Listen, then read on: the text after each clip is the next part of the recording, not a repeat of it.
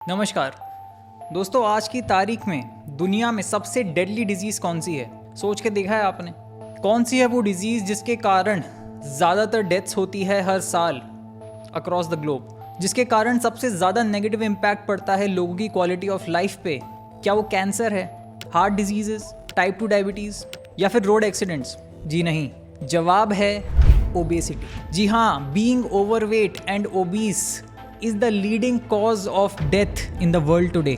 World Health Organization के हिसाब से ये फिगर है करीब 2.8 million deaths each year due to obesity. और केवल यही नहीं, ओबेसिटी सिर्फ फिजिकल हेल्थ इश्यूज का ही कारण नहीं, मेंटल हेल्थ इश्यूज का भी मेजर कारण है। अनगिनत लोग सफ़र करते हैं पुअर बॉडी इमेज इश्यूज से, binge eating disorders, depression, low self confidence, body dysmorphia, और ये सब प्रॉब्लम्स स्टेम करती है from the root cause of obesity and being overweight.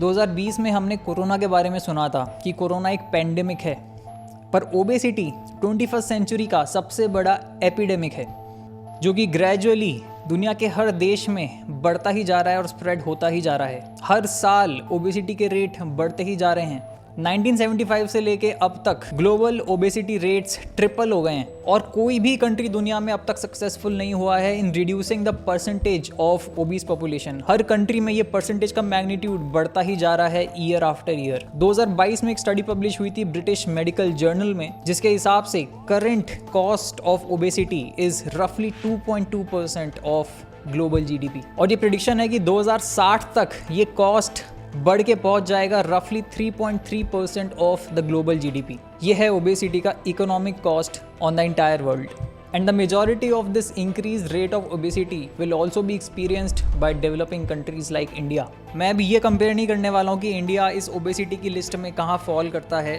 यहाँ कोई कॉम्पिटिशन नहीं है। हमें ये समझना होगा कि कैसे ये ओबेसिटी का एपिडेमिक हमारे देश को अफेक्ट कर रहा है, क्या रूट कॉजेज हैं ओबेसिटी के हमारे देश में, और क्या हम कर सकते हैं as a collective community to reduce obesity in our society. सरकार क्या पॉलिसीज और मेजर्स यहाँ ला सकती है ताकि देश में ओबेसिटी नीचे लाई जा सके। ना सिर्फ इससे हमारे देश का एवरेज लाइफ स्पैन बढ़ेगा, पर साथ के साथ देश की जीडीपी पे भी पॉजिटिव इम्पैक्ट पड़ेगा, सिग्निफिकेंटली पॉजिटिव। इन सभी सवालों को आंसर करने की कोशिश करते हैं दोस्तों आज के इस वीडियो में। दोस्तों, इंडिया की अगर बात करें तो यहाँ ओबेसिटी के रेट्स बढ़ते जा रहे हैं साल दर साल, just like the rest of the world.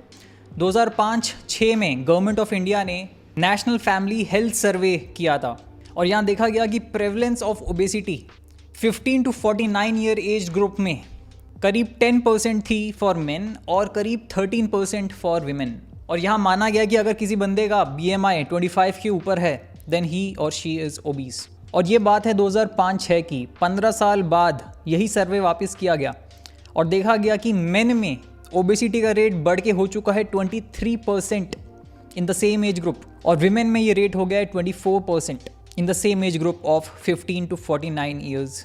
यानी केवल लास्ट 15 साल में ही ओबेसिटी के occurrences have increased from 1 in 10 Indians to now 1 in every 4 Indians. और ये ओवरऑल इंडिया की बात कर रहा हूँ मैं। अगर आप केवल अर्बन पॉपुलेशन को देखें तो हालात और बदतर हैं। सेम सर्वे के हिसाब से अर्बन इंडियन मेन की पॉपुलेशन में ओबेसिटी का रेट है near 30% and for women it is 34%। अब अगर आप हाइपरट्रॉफ चैनल को फॉलो कर रहे हैं लंबे समय से, तो मैंने BMI की अक्सर बात की है। हमने ये बात की है कि BMI एक ओवरऑल बॉडी मास को मेजर करने का मेट्रिक है, पर BMI आपका बॉडी कॉम्पोजिशन या फिर बॉडी फैट डिस्ट्रीब्यूशन नहीं बताता है।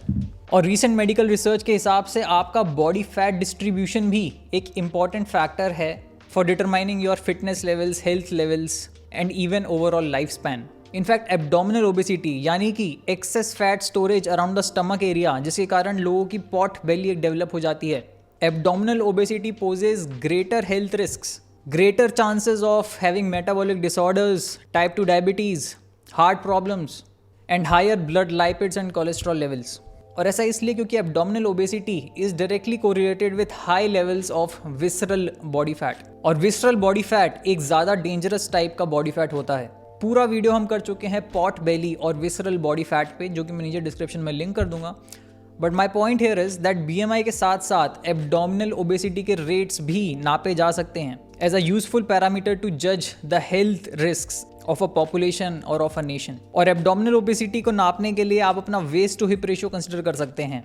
वेस्ट नापें just above your navel line और हिप का मेजरमेंट लें just at your hip joint, जहाँ पे आपकी थाई बोन पेल्विस से मीट करती है। वर्ल्ड हेल्थ ऑर्गेनाइजेशन के हिसाब से ये waist to hip ratio men में 0.9 से ज़्यादा और विमेन में 0.85 से ज़्यादा नहीं होना चाहिए, otherwise it poses a significant risk to your metabolic health and other lifestyle disorders. और ये जो रेशियो है वेस्ट टू हिप का, ये मद्देनजर रखा गया था हमारा जो इंडिया में सर्वे हुआ उसमें भी, नेशनल फैमिली हेल्थ सर्वे, और देखा गया था कि almost 48% of Indian men and 57% of Indian women have high risk waist to hip ratios. और जो रिसर्च स्टडीज़ इंडियंस और बची हुई साउथ एशियन पॉपुलेशन पे की गई हैं, यानी कि पाकिस्तानी, नेपाली, बांग्लादेशी, श्रीलंकन, साथ के साथ अमेरिकन और यूरोप के लोगों पे की गई है, वहाँ ये देखा गया है कि जो साउथ एशियन लोग हैं उनकी जेनेटिक्स के कारण they are more likely to store body fat in the abdominal region. और ऐसे में एब्डोमिनल ओबेसिटी के चांसेस साउथ एशियंस में ज़्यादा हो जाते हैं कंपेयर टू यूरोपियंस और Americans at the same BMI level. And abdominal obesity, जैसा कि हमने समझा, पोजेज अ सिग्निफिकेंट रिस्क। और इसके अलावा एक और चिंता का विषय ये है कि चाइल्डहुड ओबेसिटी रेट्स भी इंडिया में बढ़ते जा रहे हैं। According to World Obesity Atlas report 2022, India में चाइल्डहुड ओबेसिटी के rates are expected to rise to 11% in the age group of 5 to 9 years and roughly 6.5% in the age group of 10 to 19 years by the year 2030। ये काफ़ी high numbers है, यानी कि 10 से 19 साल की एज ग्रुप में जो बच्चे होंगे उनमें हर 10 में से 2 बच्चे ओबेसिटी से डील कर रहे होंगे। तो जैसा कि हम देख सकते हैं, India is one of the primary centres of this global obesity crisis and epidemic. क्या हैं इसके मेजर रीजंस? क्यों ओबेसिटी बढ़ती जा रही है इंडिया में? रूट कॉज क्या है इसका? आइए एक नज़र डालते हैं और देखते हैं कि हम क्या कर सकते हैं on an individual and community level to deal with this issue of obesity.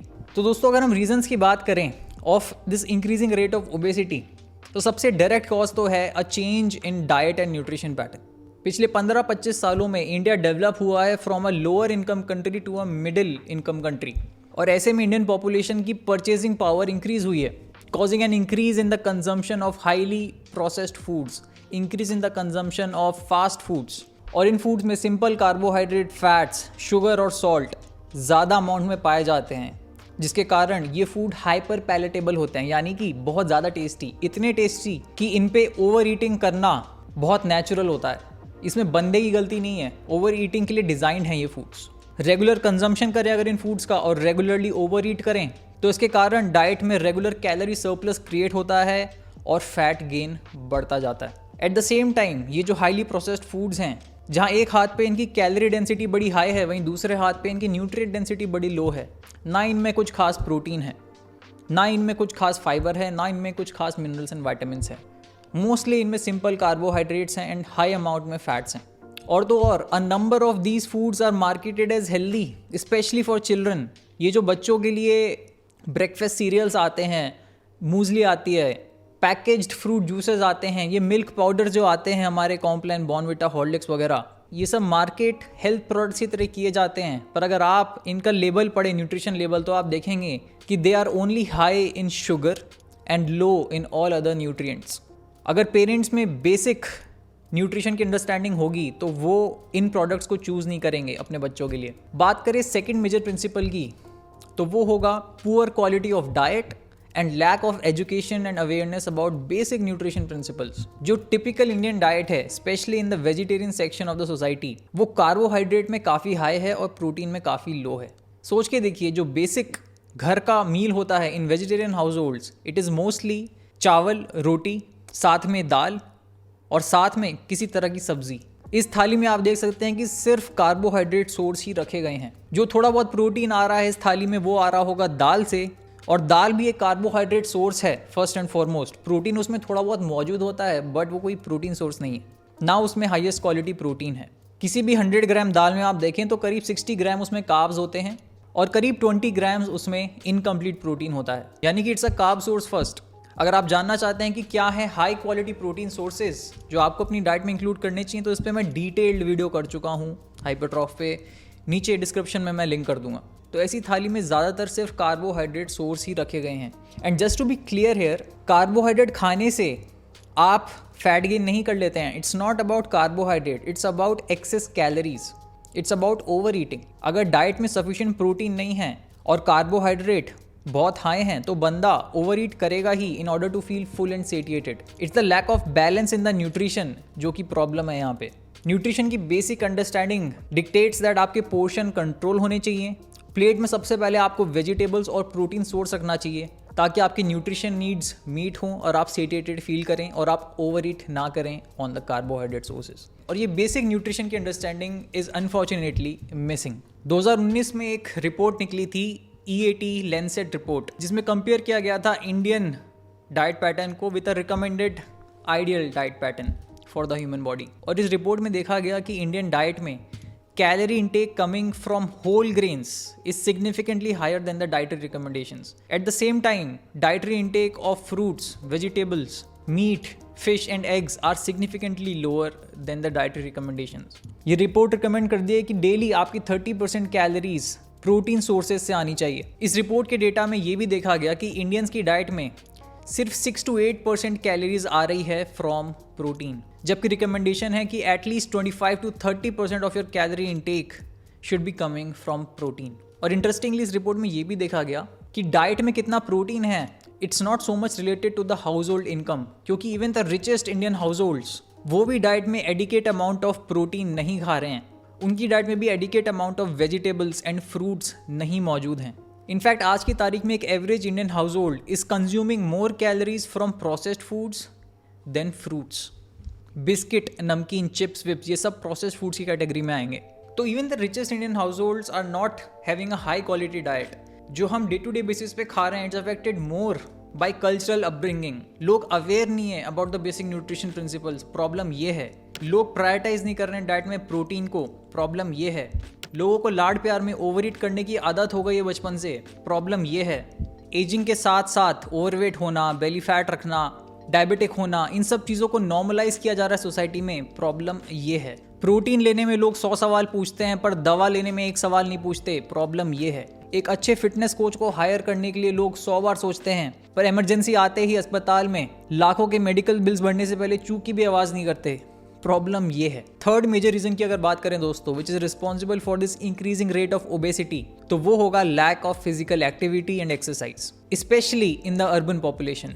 अगर हम उन लोगों की बात करें जो कि अर्बन पॉपुलेशन में हैं और मिडिल क्लास में हैं या उससे ऊपर हैं, तो इस पॉपुलेशन में डेली एक्टिविटी लेवल्स बहुत लो हो गए हैं। हर जगह ट्रैवल करने के लिए हमारे पास मोटराइज्ड व्हीकल्स हैं, चाहे आपकी बाइक हो, उबर ड्राइवर हो, मेट्रो हो, पब्लिक ट्रांसपोर्ट हो या कार हो, विच इज़ गुड। बट इसके अलावा भी जो बची हुई लाइफ है उसमें most people are working 9 to 5 in offices, working at a desk, sitting 8 to 10 hours in a day.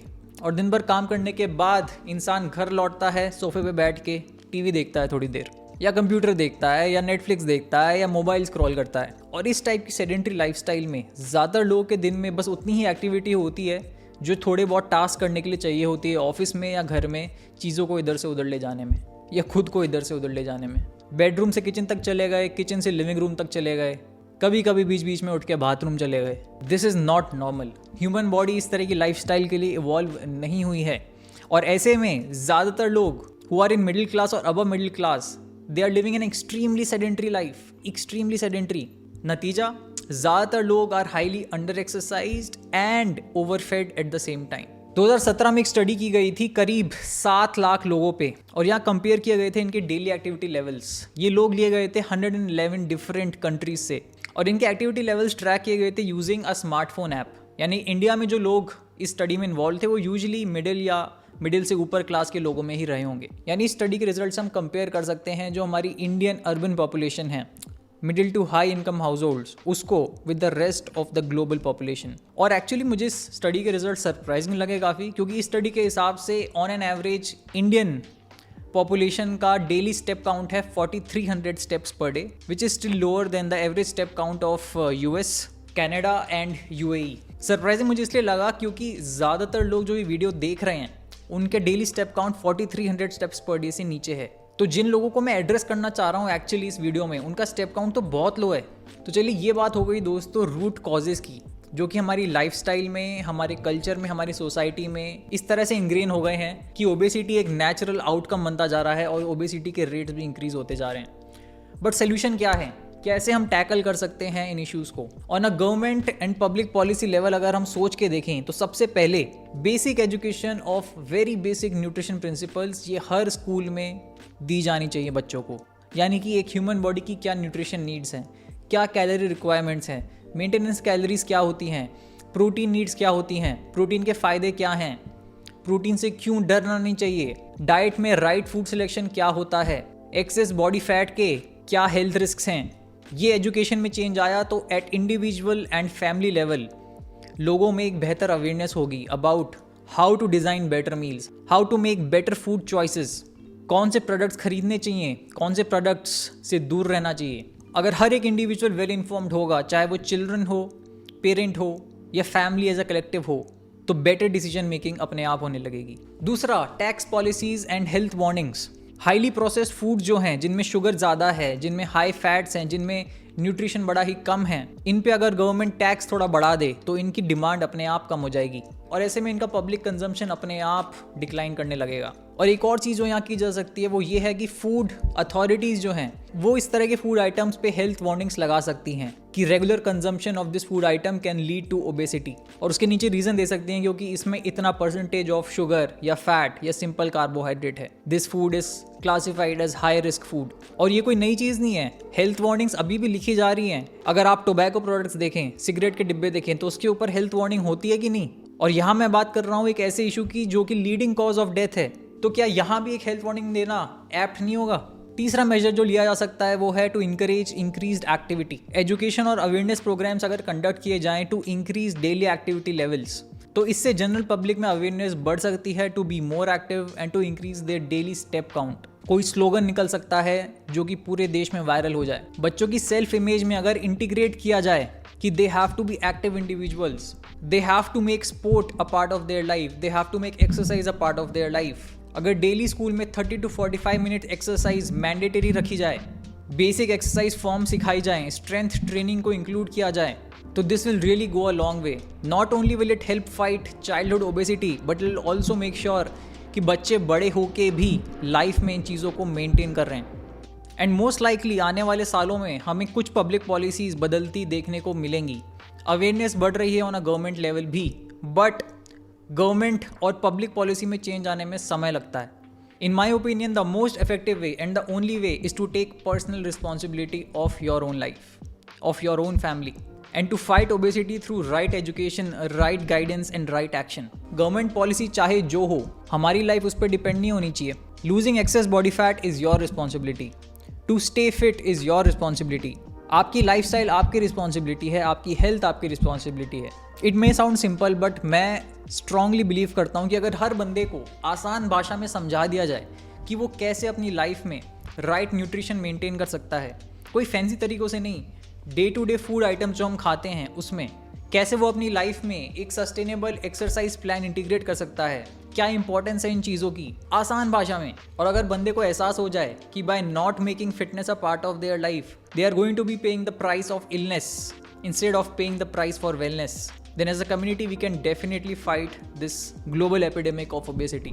और एट हाइपरट्रॉफ यही हमारा एक मेन मिशन रहा है कि सिंपल भाषा में बात की जाए, कुछ भी यहाँ पे फैंसी या कॉम्प्लेक्स ना लगे। मैं सच में आशा करता हूँ कि जो बंदे मेरे वीडियो देखेंगे उनको बड़ा आसान लगेगा सब, उनको लगेगा कि यार ये इतना आसान है कि ये तो कर ही लेना चाहिए, इसको ना करना बेवकूफ़ी होगी। That has been the mission to provide you all the tools, knowledge and information you need ताकि आप अपने हेल्थ और फिटनेस गोल्स अचीव कर सकें और अपनी बेस्ट लाइफ जी सकें। इसके अलावा if you are looking for a step by step training and nutrition program for your body transformation, then you can check out my online transformation course at hypertroph.com/course. Course में मैं 24 videos के through समझाता हूँ exactly कैसे आप अपना diet बना सकते हैं, कैसे आप अपना ट्रेनिंग प्लान बना सकते हैं, क्या होती हैं राइट एक्सरसाइजेज और क्या होते हैं राइट फूड चॉइसेस। कोर्स का इंटेंशन है आपको सेल्फ रिलायंट बनाना ताकि आप अपनी बॉडी ट्रांसफॉर्म करें, अपनी बेस्ट शेप में आएँ और अपनी बेस्ट शेप में रहें। ये कोर्स आपको कोई 12 वीक प्लान नहीं देगा, ये कोर्स आपको देगा एक 50 year lifestyle which is the goal. For more details, check out hypertroph.com/course. Link मैं नीचे डिस्क्रिप्शन में डाल दूंगा। कमेंट से मुझे बताइएगा कि आपकी क्या ओपिनियन है, क्या चेंजेस लाए जा सकते हैं eight public level, eight individual level. Government policies में क्या चेंजेस हो सकते हैं जिससे हमारे कंट्री की हेल्थ और फिटनेस लेवल्स इंप्रूव होंगे और ओबेसिटी की प्रॉब्लम्स डिक्रीज होंगी। I'd be very interested to hear your opinion on this.